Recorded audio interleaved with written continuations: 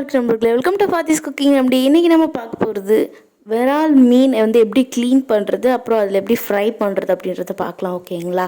விரால் மீன் வந்து மோஸ்ட்டாக வந்து கிராமத்து சைடில் ஏரி சைடில் தான் கிடைக்கும். அது வந்து ஆக்சுவலாக எப்படி சொல்லுவாங்கன்னா ஏரி வஞ்சரம்னு சொல்லுவாங்க. ஏன்னா அது வந்து அவ்வளோ டேஸ்ட்டாக வஞ்சரம் மீன் மாதிரியே இருக்கும்.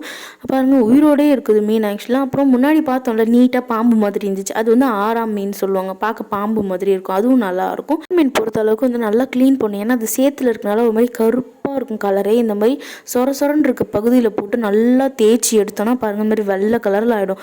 அவ்வளோ அழுக்காக இருக்கும். ஏன்னா அது சேத்துல இருக்கனால ஒரு மாதிரி படிஞ்சு போயிடும். அழுக்கு வந்து ஒரு மாதிரி கட்டக்கரேன்னு இருக்கும்.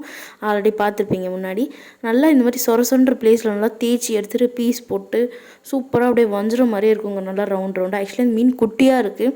இன்னும் பெரிய சைஸ்லாம் வரும். அது ஒன்று போக போக தான் வந்து ஆறு வடிய தான் வந்து அது கிடைக்கும். நல்லா சூப்பராக வஞ்சிரம் மீன் மாதிரியே இருக்கும் டேஸ்ட். உப்பு மஞ்சத்தூள் போட்டு நல்லா ஒரு தடவை கழுவி எடுத்துக்கலாம். ஓகேங்களா? அப்போ தான் வந்து இன்னும் கொஞ்சம் அந்த சேறு இதெல்லாம் போகும், ஸ்மெல்லாம் போகி கழுவி எடுத்துட்டுக்கப்புறமா இப்போ வந்து நம்ம ஃப்ரைக்கு வந்து பெதற ஆரம்பிச்சிடலாம். ஓகேங்களா? உப்பு மஞ்சத்தூள் போட்டு அப்புறம் வந்து வீட்டிலே அரைச்சி வச்சுருக்க குழம்பு மிளகாத்தூள் 2 டேபிள் ஸ்பூன் போட்டுக்கிறோம். ஓகேங்களா? வேறு எதுவுமே கிடையாது. வீட்டில் அரைச்ச குழம்பு மிளகாத்தூள், அப்புறம் ஒரு கை கார்ன்ஃப்ளவர் போட்டுட்டு நல்லா மிக்ஸ் பண்ணி விட்டுடலாம்.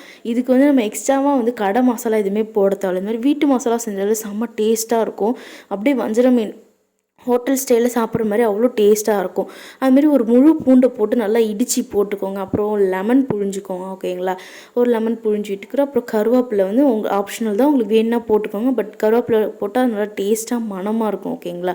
கருவேப்பிலையும் நல்லா போட்டுட்டு இது கூட வந்து நம்ம அந்த இடித்து வச்சுருக்க பூண்டு எல்லாம் போட்டு நல்லா மிக்ஸ் பண்ணி விட்டுறலாம்.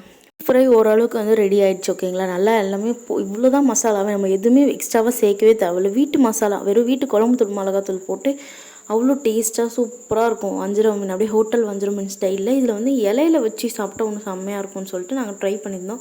இந்த மாதிரி வாழை இலையில் வந்து ஒரு பீஸாக வச்சு நல்லா மடித்து கட்டி அதை வந்து தோசை தவாவில் போட்டு அதை ஃப்ரை பண்ணி எடுக்கிறப்ப அந்த வாழை இலை டேஸ்ட்டோடு இன்னும் நல்லாயிருக்கும் அப்படி சொல்லிட்டு நாங்கள் ட்ரை பண்ணியிருந்தோம். உண்மையாக நல்லா இருந்துச்சு. இந்த மாதிரி வீடியோஸ்லாம் வந்து மறக்காமல் ட்ரை பண்ணுங்கள். ஃபாத்திஸ் குக்கிங் ரெமடியை மறக்காமல் சப்ஸ்கிரைப் பண்ணுங்கள் நண்பர்களே. லைக் பண்ணுங்கள் நிறைய வீடியோஸ்க்கு.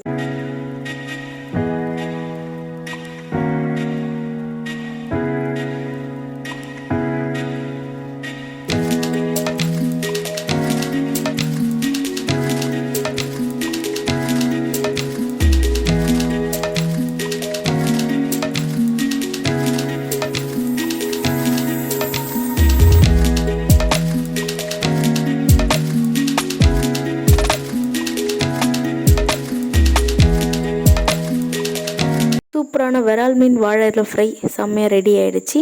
இந்த மாதிரி உங்கள் ஊரில் விரால் மீனுக்கு நீங்கள் என்ன பேர் சொல்லுவீங்க? அந்த மாதிரி உங்கள் ஊரில் மீன்லாம் இந்த மாதிரி நிறைய டிஃப்ரெண்ட்டான வெரைட்டிஸாக மீன்லாம் கிடைக்குமா?